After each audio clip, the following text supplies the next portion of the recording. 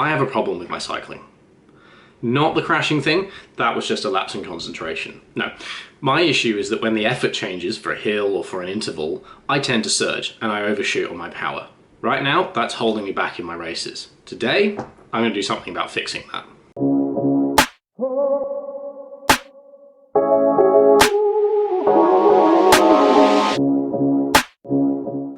Welcome to Noosa Endurance. I'm Tom. I've got a full-time job, I've got a kid, and I've got a slightly unrealistic appetite for endurance goals. I've been training as a triathlete for the last 3 years, and while my goals for endurance keep getting bigger, so do all my responsibilities. This channel is a journey of trying the things that scare me a little and figuring out how to fit that training into my life. Right now, my focus is on Gold Coast. It's a T100 event in late March. Now, I'm lucky enough to call Noosa home, so it is relatively close to me, and it's an exciting target to build towards. Today is about smoothness on the bike. I can make pretty decent power on a bike, but I know that when the effort changes, I tend to overshoot before I settle back to what I was after. It feels strong, in fact it feels pretty good, but it's a wasted effort, and in a race, those wasted bits of effort just keep adding up and then you burn out at the end. So this week I started indoors on a trainer with Zwift, and I did an interval session. My goal was really simple. When the target changes, I just want to go smoothly into the range, ideally stay there, but not overshoot, don't undershoot, not high, not low. Just get there and stay there. Go! Ramp it up. Step on the pedals, but not too hard. Halfway over. Okay, build it up slowly. Snapshot. I was looking in my head unit instead of looking at the screen. Nope, over. A little bit below the range, but no spike. Undershot and stay there this time. Okay. In the range, straight in. Down in the range. Didn't go over. Maybe that's the way to start. Okay, clearly, I'm not there yet. And truthfully, this isn't something that you fix in one session. It's a skill and you have to do it over time. So, a few days later, I took it outside. And if there's one thing I've learned the hard way, it's to be consistent with your training. Find a groove that works for you and your life, and it'll become part of you every day, rather than a big hurdle. It took me a few goes to find what I needed and get some consistency. But since I found what works for me, even the big weeks feel normal.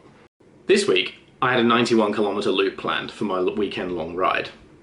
My Garmin is set to auto-lap every 10 kilometers. When I looked at my planned route, I noticed that kilometers 10 to 20, which my Garmin will call lap 2, is basically flat. And that's pretty much as easy as it gets outdoors. That's the test. Hold my race pace effort for 10 kilometers and keep it consistent. For me, for a middle distance event like a T100, race pace is 190 to 220 watts. I shouldn't have any issue holding that for 20 minutes or so, but the trick is to do it smoothly and not drift out of that range. Steady pressure. Then, enjoy the rest of my ride. Okay, we'll start with the indoor session.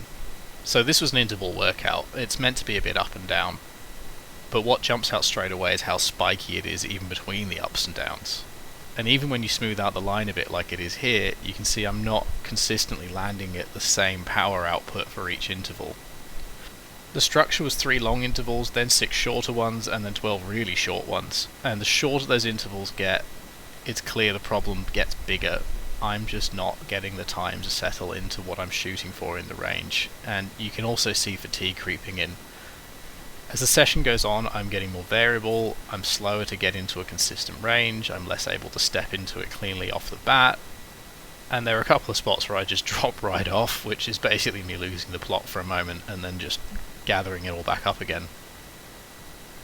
The upside here is there's no big stupid overshoot, and that was what I was trying to avoid, and I have pretty much avoided it here. Look, it's not pretty, actually it's pretty ugly to look at, but it is clear that I'm shooting for a problem that actually exists. So we're looking at the outdoor ride now. What we're really interested in is lap 2. Okay, here's what I'm looking at when I see the power trace for that lap 2. First thing, average power was 179 watts.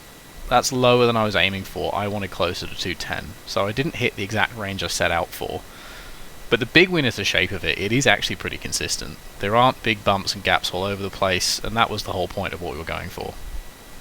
There's one obvious dip where power, cadence and heart rate all drop together, and I'm pretty sure that was when I was rolling up to a traffic light and backing off. So that's just outdoor riding. You're never going to get it perfectly clean. Other than that, there are a couple of little peaks, but nothing major, and the speed stays fairly steady too. So even though the watts are low, I'd still call this a good session. 10 kilometers in 18:55, and the average heart rate's about 135, which is decent. So for a first outdoor attempt at just keeping it consistent, I'm happy with that. At the end of the day, nailing this skill just means I can do longer rides more comfortably. It means I can hit big hills when they come at me, but most importantly, when I get home after a long ride, I still have something left in the tank to play with my son. Assuming I don't mess up the route planning and end up climbing a bunch of stairs, Not what I had in mind. or overcooking a turn on a damp road.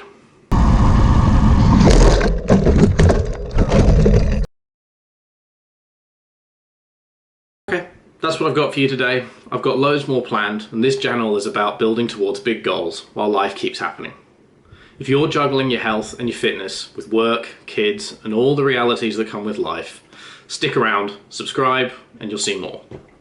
Next time, I planned a trail run, but daycare had other ideas.